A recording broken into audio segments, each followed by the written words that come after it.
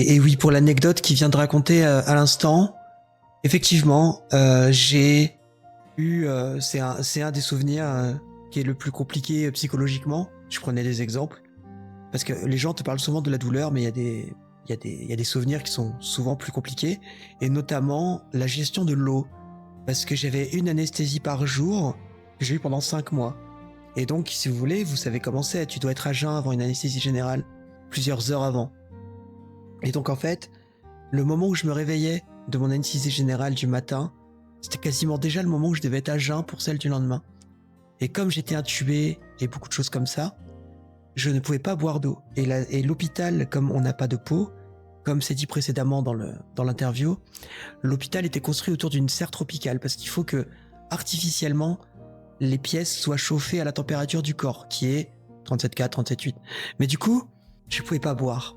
Et en fait, j'étais hydraté par voie nasogastrique et par sonde, mais croyez-moi que la sensation de soif, je l'avais pas. Et ça, c'était un des pires trucs, ne pas boire une goutte d'eau pendant 5 mois, c'était vénère. Du coup, je faisais sonner, j'étais relié à des machines où dès que je bougeais, ça sonnait. Et du coup, je bougeais volontairement pour faire sonner les machines, pour qu'ils viennent me donner à boire. Mais ils n'avaient pas le droit de me donner à boire. Et du coup, comme je l'explique là, ils mettaient au compte-gouttes.